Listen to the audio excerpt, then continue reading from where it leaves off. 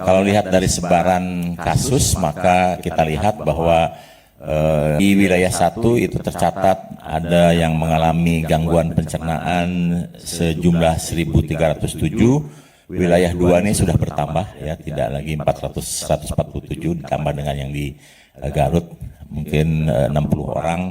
Kemudian wilayah 3 ada 1.003 orang.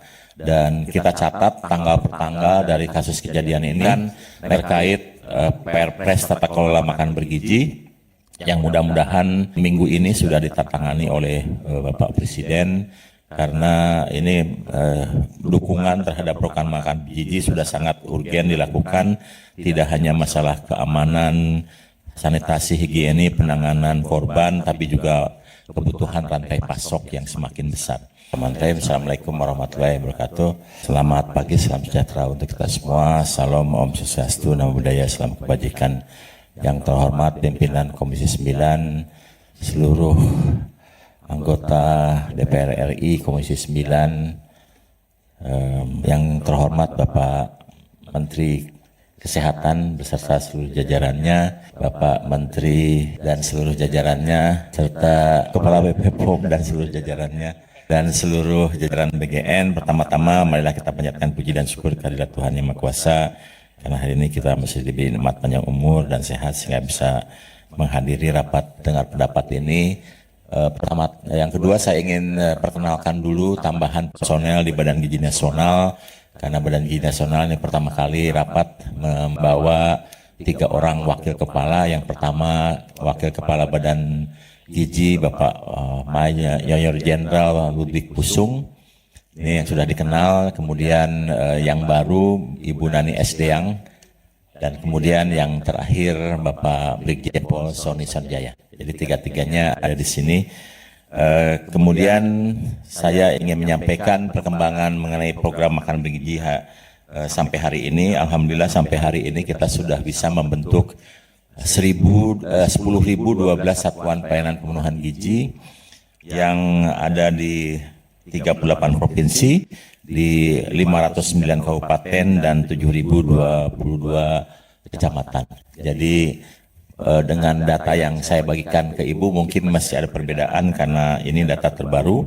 Ini dicetak tadi malam kita berhasil membentuk 10.012. Jadi di akhir September itu kita mentargetkan 10.000, alhamdulillah terbentuk 10.012, jadi kita melebihi target 12, dan insya Allah penyerapannya juga akan semakin besar karena satu SPPG berdiri maka penyerapannya akan bertambah antara 900 sampai 1 miliar. Jadi 5 hari ke depan penyerapan badan gizi akan bertambah 5 triliun. Kemudian kami ingin sampaikan bahwa untuk pemantauan badan gizi, next slide, itu kita bagi 3 wilayah. Ada wilayah 1 di Sumatera, wilayah 2 di Jawa, dan sisanya Indonesia Timur. Dan kami perlu sampaikan bahwa pembentukan satuan pelayanan pemenuhan gizi ada 2 periode yang terlihat jelas, yaitu periode dari Januari sampai Juli kita berhasil membentuk 2.391 SPPG, sementara dari 1 Agustus sampai 30 September kita berhasil membentuk 7.621 SPPG, dan terlihat sebaran kasus terjadinya gangguan pencernaan atau kasus di SPPG terlihat dari 6 Januari sampai 31 Juli itu tercatat ada kurang lebih 24 kasus kejadian, sementara dari 1 Agustus sampai malam tadi itu ada 51 kasus kejadian. Jadi yang terakhir kejadian kemarin ada di Pasar Bo dan juga di Kadungora, dan Kadungora ini hal yang tidak terduga karena sebetulnya SPPG memberikan makanan 2 kali ya. Yang pertama masak segar, kemudian karena mau ada renovasi dia membagikan makanan untuk hari ini, dan salah satu makanan yang dibagikan adalah susu. Susunya langsung diminum dan itu yang susu kemudian menimbulkan gangguan pencernaan. Berikutnya kalau dilihat dari kalau lihat dari sebaran kasus maka kita lihat bahwa Di wilayah 1 itu tercatat ada yang mengalami gangguan pencernaan sejumlah 1.307. Wilayah 2 ini sudah bertambah ya, tidak lagi 147 ditambah dengan yang di Garut mungkin 60 orang. Kemudian wilayah 3 ada 1.003 orang. Dan kita catat tanggal per tanggal dari kasus kejadian ini. Next slide. Ini di wilayah 1 ini tercatat mulai ada kejadian pada tanggal 18 Februari, yaitu di Tanjung Kumpang, Sumsel, itu sebanyak 8 orang yang mengalami kejadian. Dan terakhir kita lihat kejadian pada tanggal 25 September ada 2, ada di Karimun Lakam Timur 14 orang, kemudian di Kota Palembang Kaldoni 12 orang. Itu yang tercatat di wilayah 1. Kemudian yang tercatat lebih dominan memang ada terjadi di wilayah 2 karena memang pertumbuhan SCPG di wilayah 2 ini juga sangat dominan di 2 bulan terakhir ini, dan kita sudah mulai mencatat ada kejadian itu di 14 Januari, jadi 8 hari dari pertama kali di launching itu ada 6 orang yang terdeteksi mengalami gangguan kesehatan. Kemudian 16 Januari dan terakhir next slide itu kejadian 30 September yang di slide ini baru tercatat di SPPG Cihamplas Pasar Rebo 15 orang. Ini kebetulan satu kelas ya, dan kemudian juga di Kadungora tadi malam itu 30 orang. Kemudian di next slide, di wilayah 3, next slide, itu tercatat ada 17 kasus. Kita deteksi mulai dari tanggal 13 Januari, itu di Nunukan ada 90 orang, kemudian tanggal 24 Januari di Ujung Bulu 4 orang. Jadi 4 orang, 1 orang pun kami catat yang sakit itu. Kemudian 27 Januari di Minas Satene 7 orang, dan terakhir di Mamuju ada 27 orang. Yang paling besar terkait dengan kejadian di wilayah 3 ini ada di Banggai, yang memang ini jumlahnya kurang lebih 330 orang, dan penyebabnya diakibatkan karena suppliernya diganti. Jadi menu yang disajikan adalah ikan cakalang.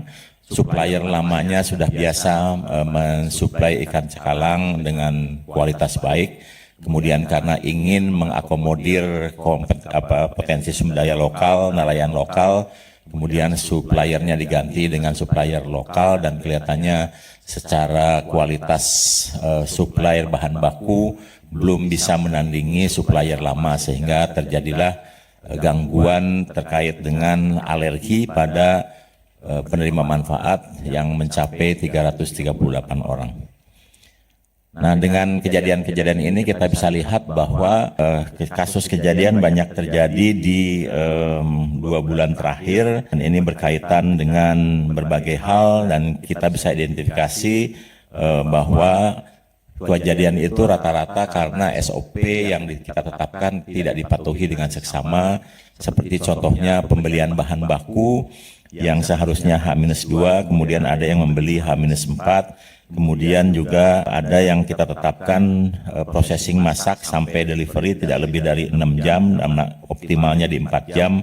Seperti di Bandung itu ada yang masak dari jam 9, dan kemudian di deliverynya ada yang sampai jam 12, ada yang 12 jam lebih.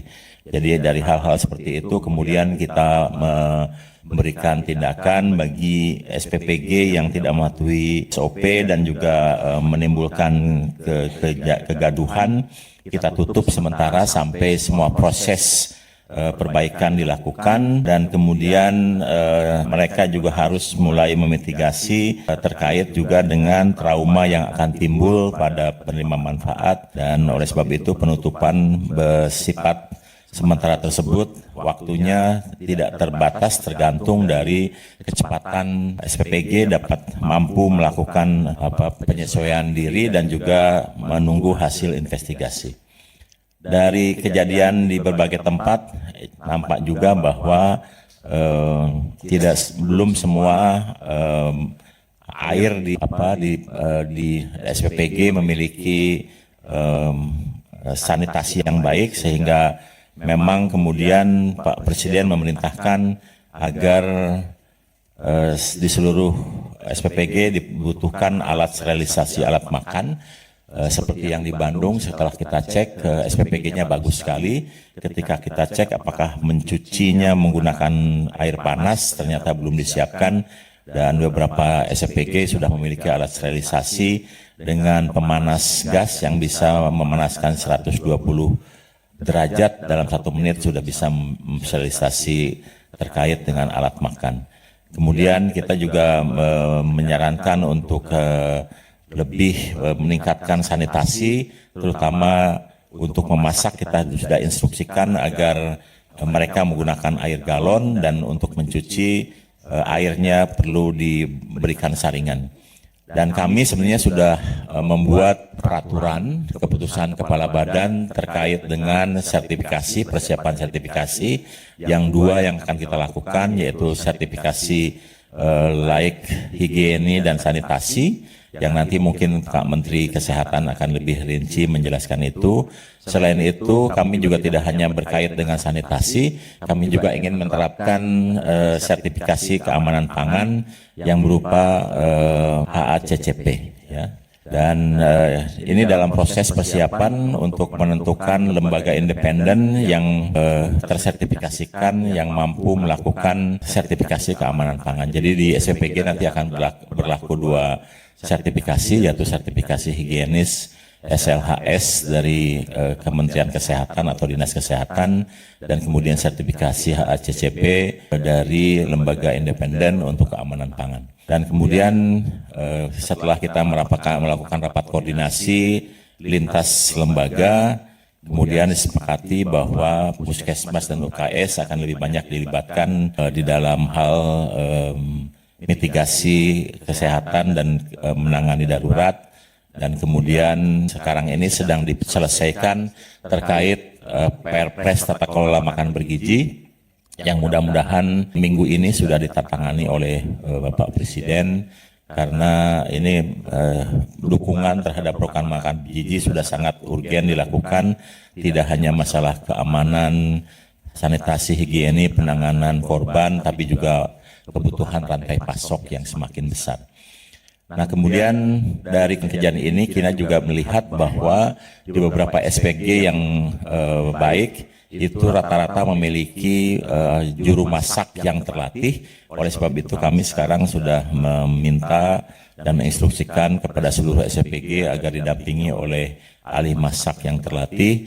Kemudian untuk beberapa SPG yang masih kemampuannya terbatas, kita akan menerapkan pembatasan penerima manfaat maksimal 2.500. Kemudian ada permintaan dari komite sekolah agar dilibatkan dalam pengawasan MBG, dan tentu saja kita akan melakukan pelatihan berulang untuk para penjamah makanan yang kita lakukan setiap 2 bulan. Nah, kemudian terkait dengan kejadian di Banggai di mana pemasok ini sangat penting, dan oleh sebab itu maka seleksi terhadap supplier ini juga perlu dilakukan, dan Pak Presiden sudah memerintahkan agar di setiap SPG memiliki alat rapid test yang bisa digunakan untuk menguji makanan yang sudah dimasak sebelum diedarkan, dan ini sudah diterapkan di SPG yang dibangun oleh Polri. Kemudian setelah Perpres ini akan selesai, maka kami dari lintas kementerian akan bekerja lebih erat, dan saya kira kita sudah implementasikan itu dengan BP POM, di mana anggaran kita integrasikan dengan Kementerian Kependudukan. Kita juga sudah bersama-sama melakukan dengan Kementerian Kesehatan. Saya kira kita akan lebih intens melakukan terkait dengan aspek sanitasi dan higiene. Saya kira itu ingin saya sampaikan. Terima kasih. Wassalamualaikum warahmatullahi wabarakatuh. Selamat pagi, salam sejahtera untuk kita semua.